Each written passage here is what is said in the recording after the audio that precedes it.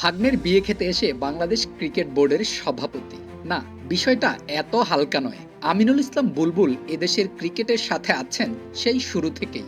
দেশের ক্রিকেটের জন্য কিছু করতে চান, এই গল্পও অনেক পুরনো। কিন্তু এমনভাবে যে সুযোগ আসবে সে কথা কি তিনি স্বপ্নেও ভেবেছিলেন? না, তা নাই ভাবার কথা। তবে এ সুযোগ যে তিনি কাজে লাগাচ্ছেন দেশের ক্রিকেটের জন্য, সে কথা সবাই স্বীকার করবে। বিসিবি বস এ কদিনে তার সেরাটাই দিয়েছেন, সময় পেলে আরও দিবেন, এই ধারণাও পাওয়া গেছে। বাংলাদেশ ক্রিকেট পাগল জাতি, তাই এদেশের ভক্তদের বিশ্বজোড়া সুনাম আছে। ক্রিকেটার থেকে কমেন্টেটর সবার মুখেই এই প্রশংসার ফুল ফোটে যখন তখন। এই গল্পের মূল কারিগর যারা, তাদের কেউ কখনো ধন্যবাদ পাওয়া দূরে থাক, বরং তারা যেন বোর্ড আর খেলোয়াড়দের চোখের কাঁটা। সময়ে সময়ে এমন চিত্রই ভেসে বেড়ায় গণমাধ্যমের এই বিশাল ক্যানভাসে। তবে বর্তমান বিসিবি বস আমিনুল ইসলাম বুলবুল যেন সেই চিত্রই নতুন করে আঁকছেন। পরম যত্নে নিজের করে নিচ্ছেন গণমাধ্যমকে। শুধুমাত্র খেলোয়াড় আর ম্যানেজমেন্ট নয়, খেলাটার ধারক বাহক হিসেবে গণমাধ্যম কর্মীদেরও দিচ্ছেন কৃতিত্ব। বাংলাদেশ জাতীয় দলের বড় কোনো অর্জন নেই, তারপরও আরও একটি এশিয়া কাপ আসার আগে সংবাদ সম্মেলনে প্রশ্ন করতেই সেই আশার কথাই শোনালেন জাকের আলী অনেক। অবশ্যই ইনশাল্লাহ আমরা এবার এশিয়া কাপে ইনশাল্লাহ আমরা চ্যাম্পিয়ন হওয়ার লক্ষ্যে যাচ্ছি। এটা আমি পার্সোনালি আমি বলতে পারি যে আমি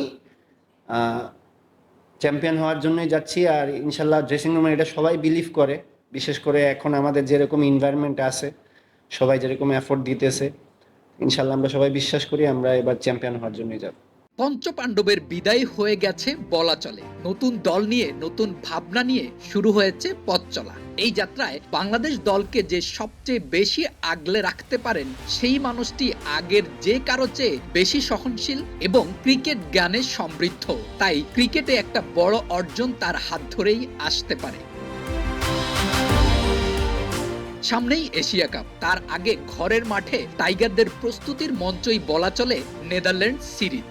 এখানে ভালো করলে সেই আত্মবিশ্বাস কাজে দিবে আবুধাবিতে। তাই আজ বিসিবি বস আমিনুল ইসলাম বুলবুল এক মত বিনিময় সভা করেছেন ক্রিকেটার, টিম ম্যানেজমেন্ট এবং বোর্ড পরিচালকদের নিয়ে। এমন খোলা আলোচনা ক্রিকেটে আর হয়েছে কিনা জানা নেই। আজ সবাই একত্রিত হওয়ার আগেই বিসিবি থেকে সব খেলোয়াড়দের কাছে একটা প্রশ্নপত্র দিয়ে দেয়া হয়েছিল, যেখানে তারা সেই উত্তরগুলো লিখে এনেছেন এবং তাদের মনের কথাও খুলে বলেছেন। একটা আমরা সার্ভে করেছি এবং সার্ভের মধ্যে তাদের তাদের যে মতামত সেটা তারা লিখেছে। শুধু তারা মার্কিং করেনি, তাদের মনের কথা তারা লিখেছে। সব থেকে ভালো লেগেছে যে লেখার পরেও আজকে তারা ফিজিক্যালি আজকে যখন উপস্থিত ছিল এখানে, তারা তাদের যে সমস্যাগুলো আছে সেগুলো শেয়ার করেছে, তাদের সাকসেস যেগুলো আছে তারা সেগুলো শেয়ার করেছে। এবং তারা এটাও বলেছে যে আমরা যেই লেভেলে সাপোর্ট পাচ্ছি বাংলাদেশ ক্রিকেট বোর্ড থেকে, সেটা আমরা হ্যাপি।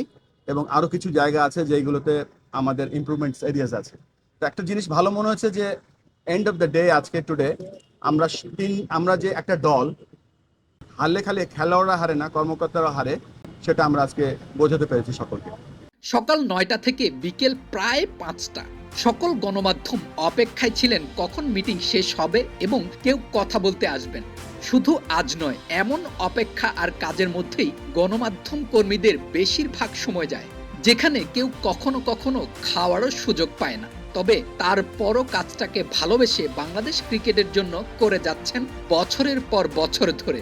এই প্রথম যেন তার স্বীকৃতি পেলেন যে এই কষ্ট ক্রিকেটকে এগিয়ে নিতে গণমাধ্যম কর্মীরাও সাহায্য করে। আর সভাপতির এমন কথাগুলো নিঃসন্দেহে আরো বেশি উৎসাহ যোগাবে যে কোনো গণমাধ্যম কর্মীদের। আমি পার্সোনালি চিন্তা করি আপনারাও আমাদের খেলার একটা অংশ, আমাদের দলের একটা অংশ। আপনারাও চেষ্টা করবেন যেন আমরা ক্রিকেটটা ভালো করে চালাতে পারি, আমাদেরকে পজিটিভ সমালোচনা করবেন, যাতে আমরা ক্রিকেটটা শুধু ক্রিকেটটা আমাদের বাংলাদেশ ক্রিকেট বোর্ডের, আমরা তো একটা জাস্ট অর্গানাইজেশন, বাট আপনারাও বাংলাদেশ ক্রিকেটের একটা অংশ। আমি আশা করবো আপনাদের সহায়তা সবসময় পাবো, সো দ্যাট আমরা ক্রিকেট এই আইসিসির যে কোনো একটা বিশ্বকাপ খুব তাড়াতাড়ি আমরা ভালো করব এবং আপনারা সেটা একটা পার্ট থাকবেন। Thank you. Thank you so much. Thank you.